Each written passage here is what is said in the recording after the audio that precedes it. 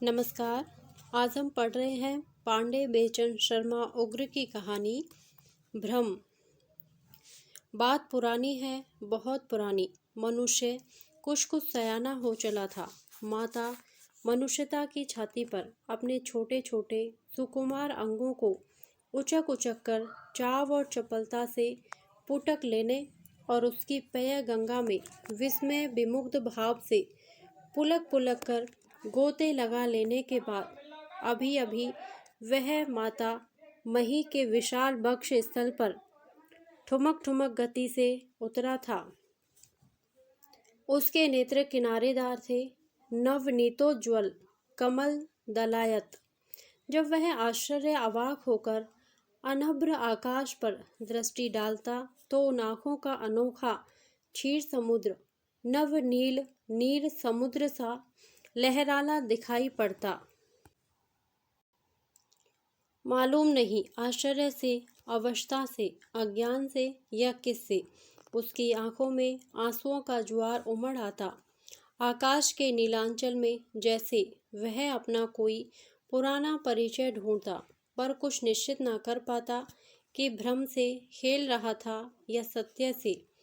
वह अक्सर लंबी लंबी सांसें खींचकर दार्शनिक की तरह गंभीर भाव बनाता हवा को सूंघता, जैसे कुत्ता किसी पूर्व परिचित वस्तु को एकाएक सामने पाकर सूंघे, पर कुछ ठीक ठीक समझ न पाता। हंसने लगता मंद अमंद, किल किल कल कल, शायद अपनी मूर्खता पर। आकाश को ताककर, हवा को सूंघकर भी जब उसकी ज्ञानेच्छा पूर्ण न होती तो प्राय मेदिनी के सरज अंचल में वह लोटपोट खलास हुए नशैल की तरह और छोटी तथा लाल जीभ निकालकर वसुंधरा की विभूति का स्वाद लेने लगता। वह मुस्कुराता, मानो अब पहचाना, मगर तुरंत ही पुनः गंभीर होता नजर आता। चौंक कर धूली धूसरित मुख एक और फेर कर देखता। ओ आ माँ अम्मा। मनुष्य की मम्मा अक्सर उसे इस विभूति विलास के लिए दंड देती और मनुष्य हंसता। मम्मा रोती, कहती इस अभागे को विभूति ही में रस मिलता है। हे भगवान, हे भगवान। मनुष्य ने पहले पहल सुना। अब वह काफी सयाना हो चुका था। माँ, उसने पूछा, हे भगवान का अर्थ यह किसका नाम है? सर्वशक्तिमान सहस्र पादाक्षी शिरोरुबाहु परमात्मा ही का नाम भगवान है बच्चे। वही हमारे कर्ता धर्ता हरता है। झूठ। उगते हुए मनुष्य ने माता मनुष्यता के अर्थ का विरोध किया। बाजार वाले कहते थे, भगवान मेरा नाम है। हा हा हा। करुणामयी जननी बालक की मूर्खता पर मनोहर मोह से हंस पड़ी। आगे बढ़कर उसने मनुष्य को गोद में भर लिया, चूमने लगी। बेटा, बाजार वाले ऐसे ही अर्थ का अनर्थ किया करते हैं। तो मेरा नाम भगवान नहीं है? नाम भर है, यह भी उसकी याद ताज़ा रखने के लिए, मगर सत्यतः वह समुद्र है, तू एक बिंदु। तू आत्मा है, वह परमात्मा। माँ की बातों से मनुष्य को संतोष नहीं हुआ। बाजार वालों ने उसे मज़े में समझा दिया था कि भगवान वही है। वे कहते थे, विद्वानों ने शास्त्रों का निरीक्षण करने के बाद मुझे भगवान विघोषित किया था, और विद्वान लोग गुणानुसार ही तो नाम रखते होंगे। तो मुझे जानती नहीं है अम्मा, भगवान तो मैं ही हूँ। नहीं बेटे, तू भगवान का प्रसाद है, दास है, उसके दया सागर की एक प्रेम पुलकित लहर है। नहीं, मैं भगवान हूँ, मैं भगवान हूँ कहकर मनुष्य आंगन में लौटने लगा। हटकर रोने लगा कि माँ उसे भगवान मान ही ले। माँ भी पिघल गई। उसने सोचा, ठीक ही तो कहता है, घट घट व्यापी राम। मनुष्य को पुनः गोद में उठाकर माँ ने देखा। उसकी आंखों में आंसू भरे थे। अच्छा अच्छा, वह सजग होकर उसे शांत करने लगी। रो मत लाल, मैं तो हंसी करती थी। बाजार वाले सच कहते थे, तू ही भगवान है, मेरा भगवान। माँ की आंखों से मौलसिरी के फूल से धवल 2 अश्रु बिंदु भगवान के छोटे छोटे चरणों पर गिरकर तल्लीन हो गए। शक्तिमान होने पर बाजार वालों ने देखा वह मनुष्य असाधारण शक्तिमान था। माँ, मनुष्यता के अन्य बच्चे जहाँ भी उस मनुष्य को पाते दीव पतंग सी हालत कर देते। सभी उस पर मुग्ध होकर उसके चारों ओर मंडराने लगते। बृहस्पति की तरह तू विद्वान है, इंद्र की तरह बलवान। ओहो, क्या आजानु प्रलंबित बाहु हैं। तू चाहे तो आकाश चक्कर में आ जाए।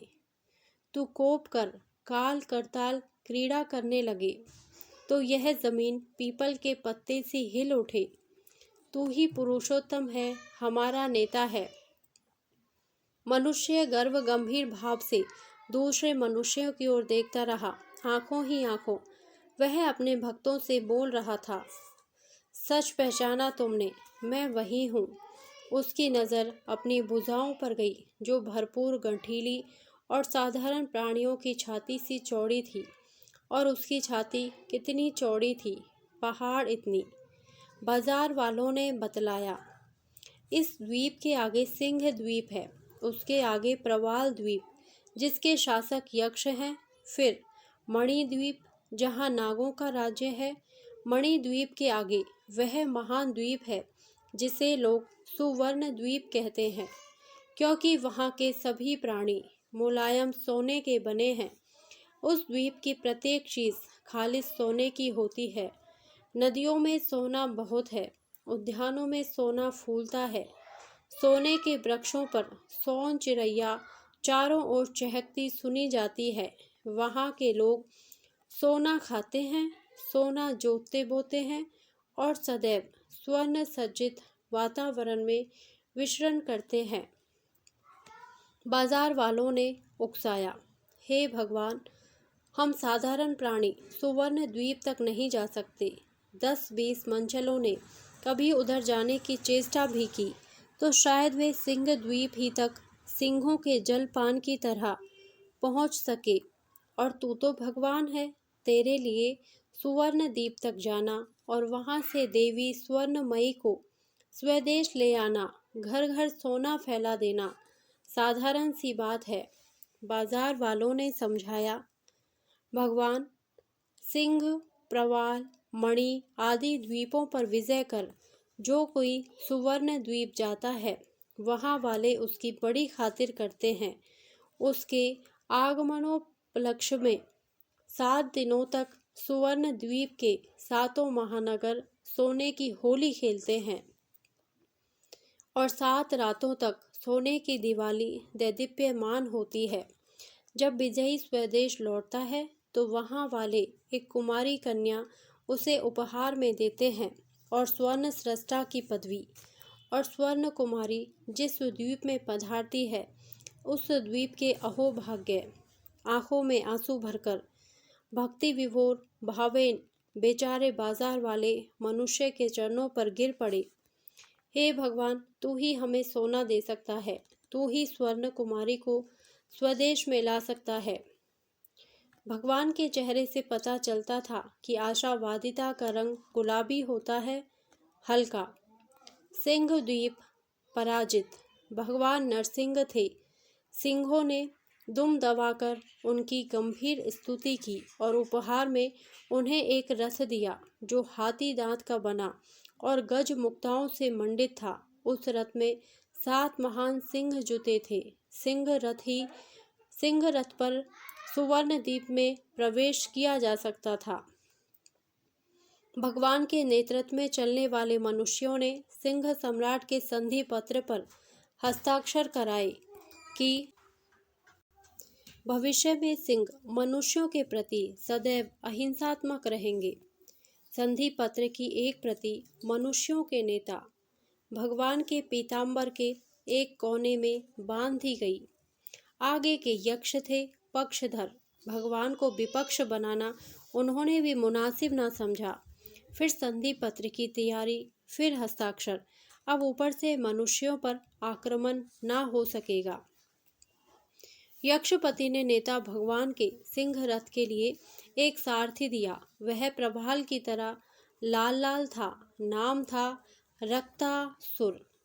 अंत में साष्टांग प्रणाम करते हुए यक्षपति ने भगवान को बतलाया, यह रक्तासुर ही सुवर्ण द्वीप तक आपका सिंह रथ ले जा सकता है, क्योंकि यह अमर है। युद्ध में गर्दन कटते ही पुनः अरिमर्दन हो उठता है। पराजित नागों ने सिंह रथ संचालन के लिए भगवान को सर्प विनिर्मित एक चाबुक दिया। साथ ही संधि पत्र में प्रतिज्ञा की कि जब नेता भगवान स्वर्ण कुमारी के साथ सविजय लौटेंगे, तब नागों द्वारा सिंह रथ में सहस्त्र सहस्त्र मणियां मंडित की जाएंगी।